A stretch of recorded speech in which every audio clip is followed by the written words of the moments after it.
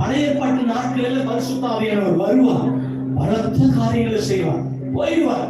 ஆனா புதிய ஏற்பாட்டு நாட்கள்ல என்றைக்கு அவரை விசுவாசித்து சொந்த ரட்சகராய் ஏற்றுக்கொண்டோம் அன்றையே முத்திரை பதித்தார்.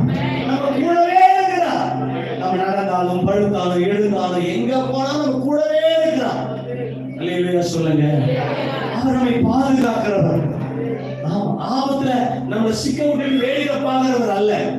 அல்லேலூயாவா. குழியில தள்ளிட்டு நம்மளை வேடிக்கை பார்க்கிறவர் அல்ல. ஆமென். யோசேப்பு ஆண்டவர் குழியில தள்ளினாரா? இல்ல, சகோதரர்கள் தான் குழியில தள்ளினாங்க.